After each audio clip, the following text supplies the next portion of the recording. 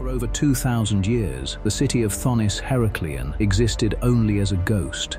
Mentioned in passing by Greek historians, it was widely dismissed by modern experts as a myth, a fable of the ancient world. Until the year 2000, that summer, a team of divers mapping the murky seabed off the coast of Alexandria bumped into a solid object in the dark. It wasn't a reef, it was the impassive 17-foot granite face of a god, staring blindly up through the silt. And it wasn't alone.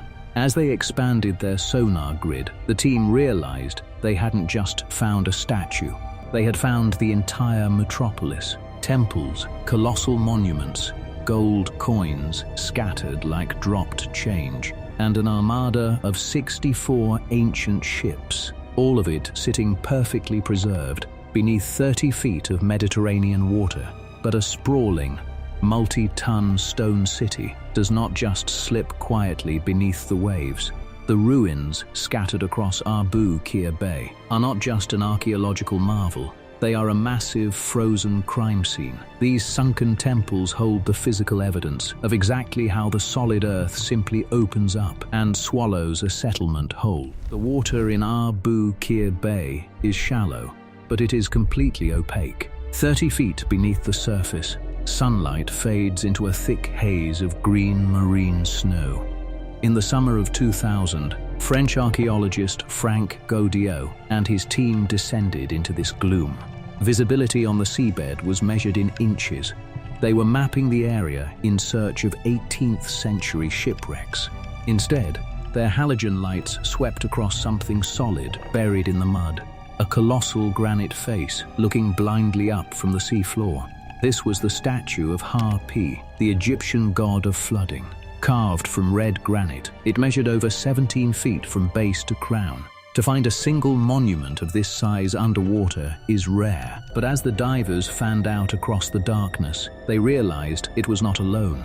The surrounding sediment was littered with perfectly preserved artifacts: gold, bronze weights, untouched by the centuries, intact stone tablets carved with Ptolemaic script, and then the survey vessel's sonar began to paint a much larger picture.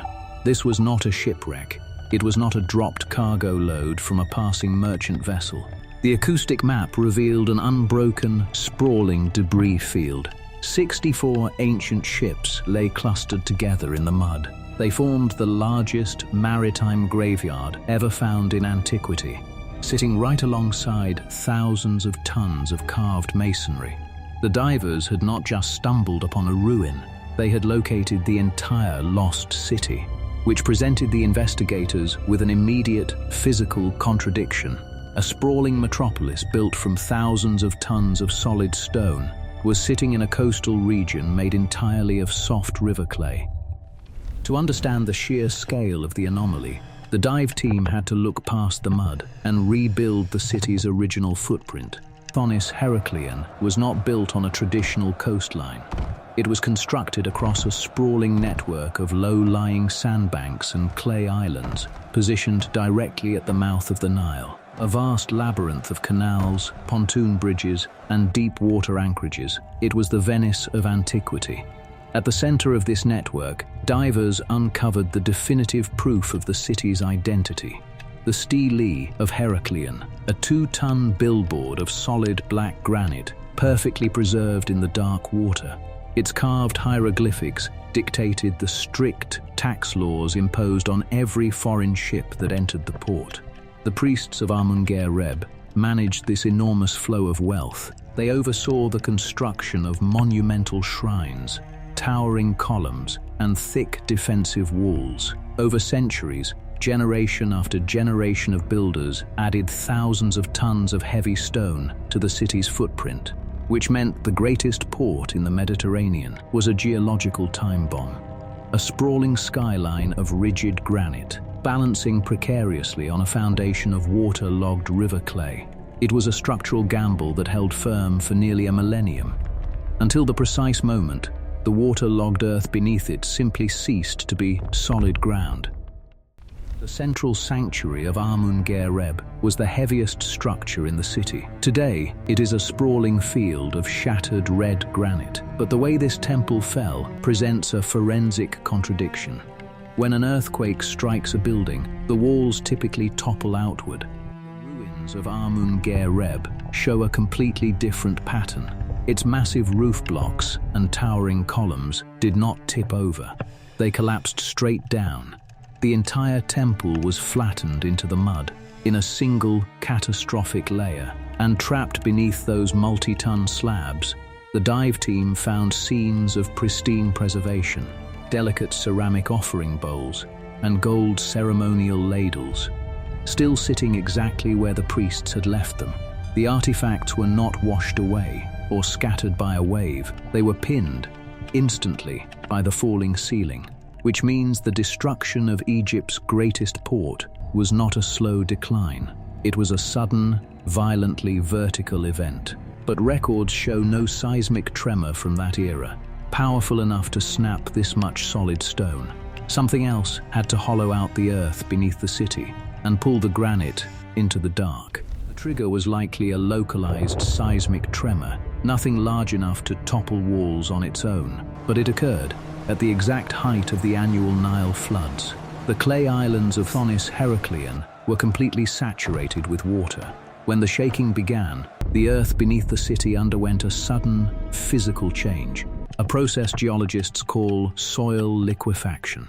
The intense vibration forced the groundwater pressure upward, and the solid clay simply lost its structural integrity. It turned to soup. In an instant, the ground could no longer support the weight of the city. The rigid masonry resting on top of it had nothing left to stand on. The earth did not simply split open, it became a liquid vacuum. The colossal red granite temples, the towering columns, all of them lost their footing simultaneously. They dropped straight down into the liquefied earth. A perfectly functional metropolis, swallowed from the bottom up in a matter of minutes. But as thousands of tons of stone plunged into the mud, it created a massive downward suction in the central harbor. The collapsing city opened a vacuum directly beneath the hulls of the moored fleet. When the liquid vacuum opened, the 64 vessels moored in the central basin had nowhere to go. They were not sunk by a storm. They were pulled down. The most striking evidence is known as Ship 17. It was a 90-foot Nile freighter built specifically for speed. Divers found its wooden hull perfectly pinned directly beneath the massive roof blocks of Amun-Gereb. It did not sink and drift to the bottom. The buoyant wooden ship was sucked straight down into the mud and crushed instantly by the falling ceiling of the temple. Trapped, the crews on board never had a chance to untie their moorings. The greatest port in the ancient world simply disappeared from the bottom up. Today, the silt continues to drift over the drowned gateway of Egypt. The pharaohs still stand in the dark, and the sunken fleet remains at anchor. We build our grandest monuments on the assumption that the earth beneath our feet is a permanent, unbreakable foundation. But Thonis-Heracleion is the silent, submerged proof that the ground is only holding us up until it decides to let us go.